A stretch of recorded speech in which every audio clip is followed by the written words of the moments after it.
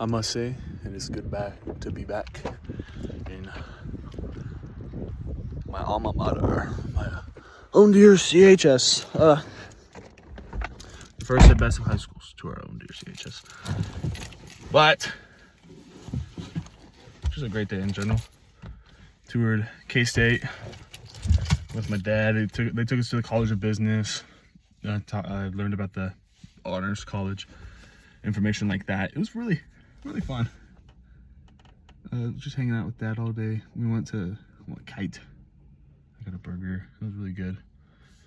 We went and saw where we're gonna park at the game tomorrow. We're going to Arizona State game. Ooh. I don't even know what the Sun Devils is. It's probably that. Oh yeah, fork 'em.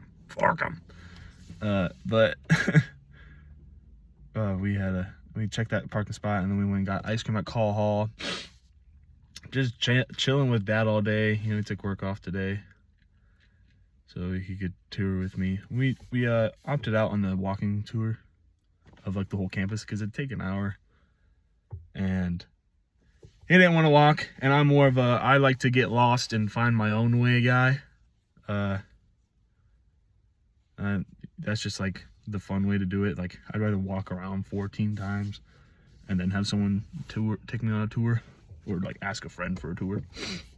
But regardless of that, it was pretty awesome. I got information in the packets right here actually about, you know, College of Business, what I'll need for a degree. I need to check tonight. I'm going to do it tonight.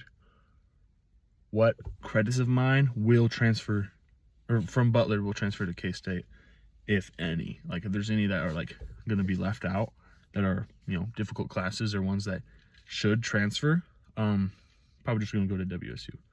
So that's my school of thought. And a part of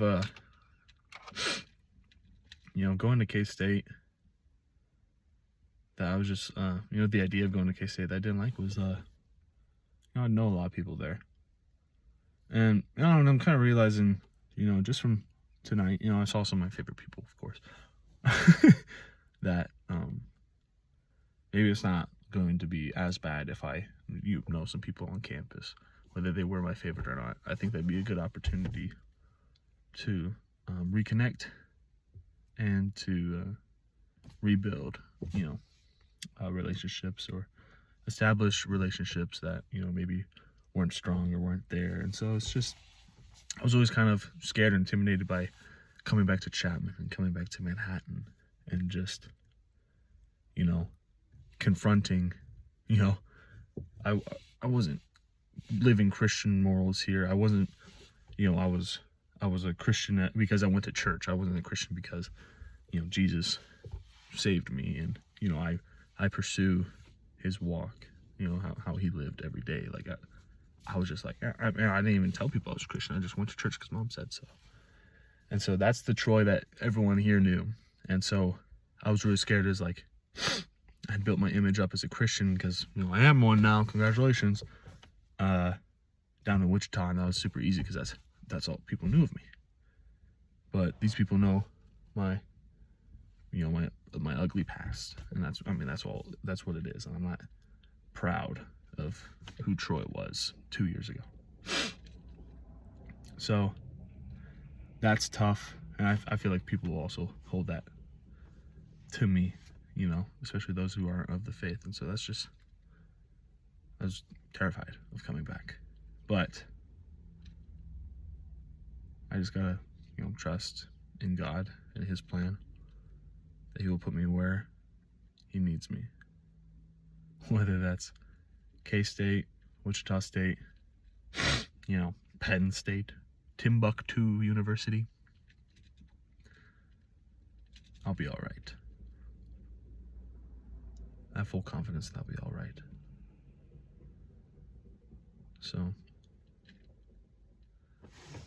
that's just a nice thing to know, that I got the big J-man with me. So, but yeah, after I left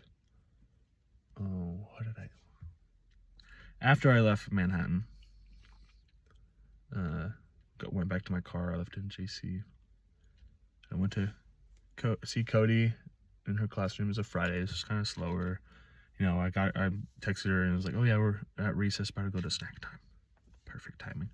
I went in there. Her kids are a hoot. A lot of them were sick though, which is sad to know and see.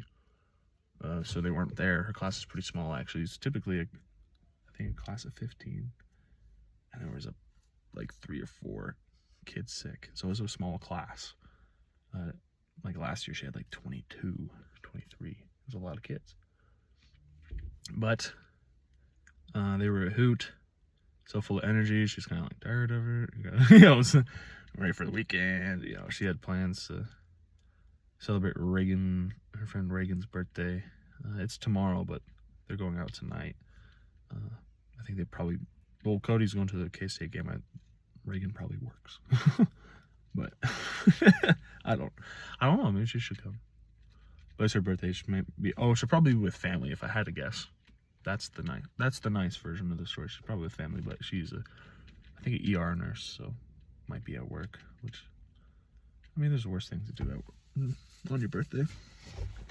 But read to the kids, caught up with Cody, told her where I'm at with, understanding K-State, kind of making decisions on that,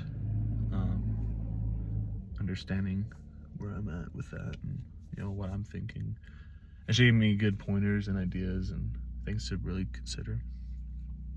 And then went home, saw Mom.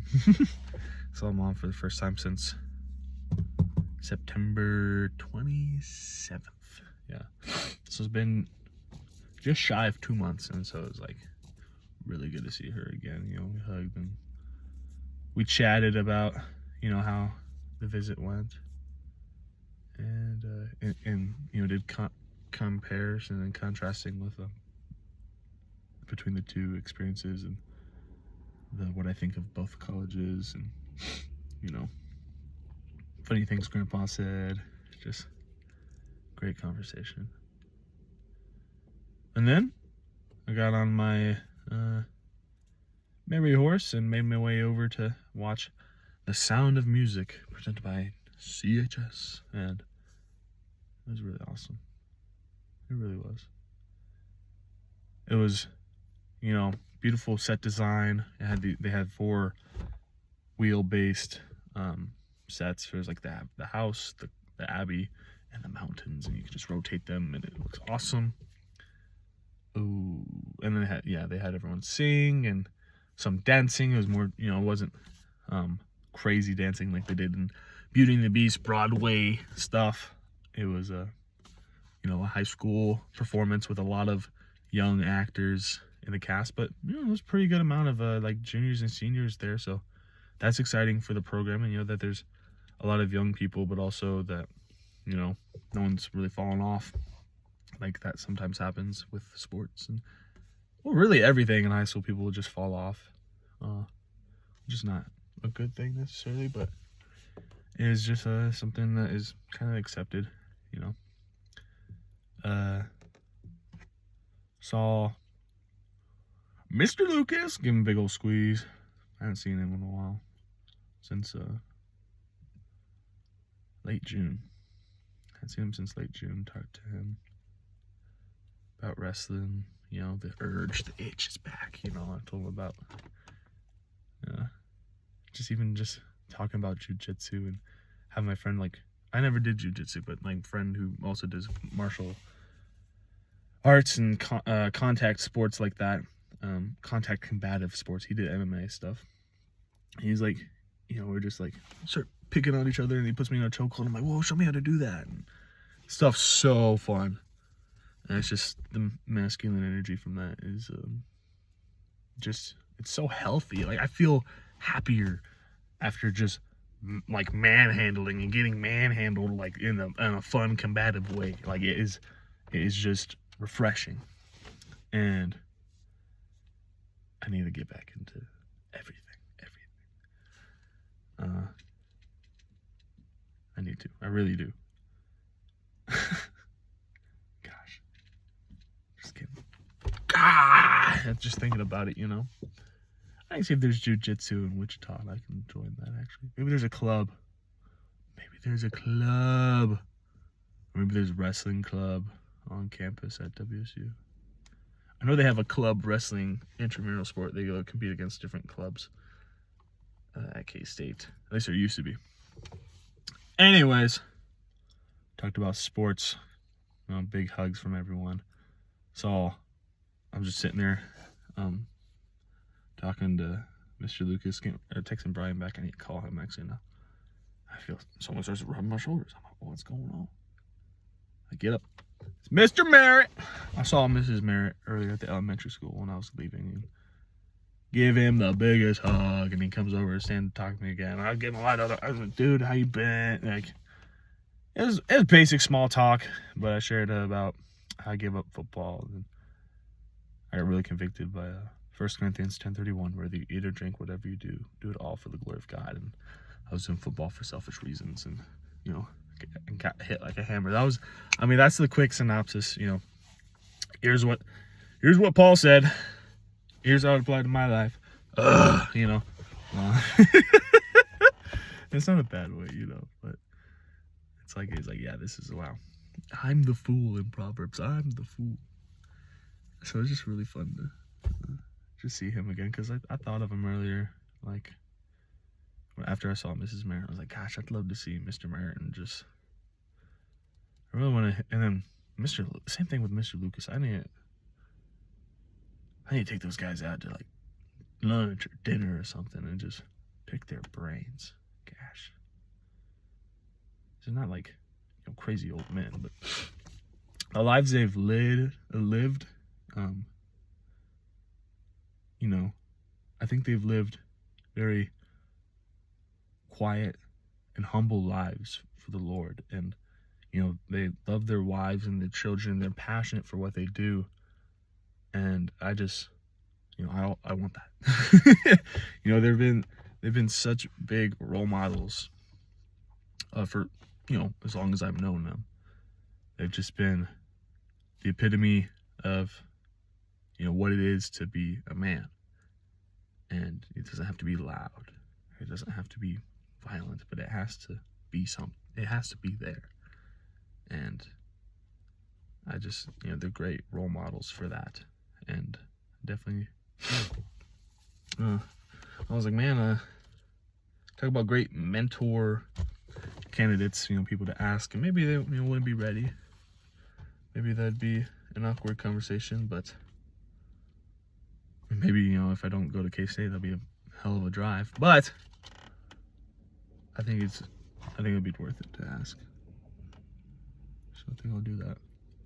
I'll definitely pray about that. But it's just like it just kind of got laid on my heart while I was walking back out to my car after seeing Mrs. Merritt when I was leaving the elementary school. It was like, why don't I just ask him? He's got a lovely family that loves him.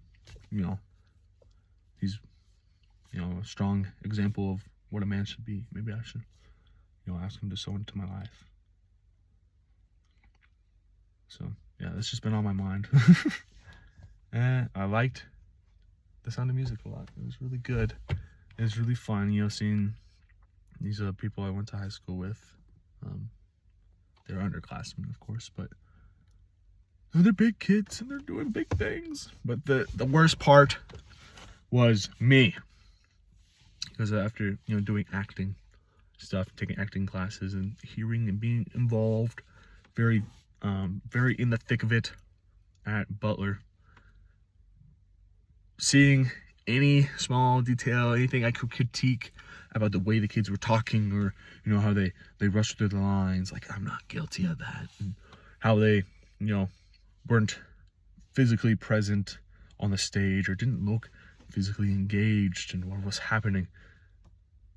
I realized I'm just watching this high school show, but I'm so hardwired to like watching these performances with the thought of critiques in my head. Like, the people will be ready to be like, what did you think? People ready to come up to me or like ready to get my feedback or think of how I would do it differently, how I'd do it better. But I realized that was like, I'm not going to go perform this up there. I'm not going to, you know, learn a lesson from this. Maybe it's like I'm applying. It can help me like mentally apply what I need to work on, and where areas I can see for improvement for them. But they're not wanting critique notes. They're wanting to put on a show. And I'm not there to give critique notes. I'm there to watch. I just wanted to enjoy the show. And so I started doing that more. And frankly, I just found it funny that I was, you know, automatically doing like that because I'm in the zone.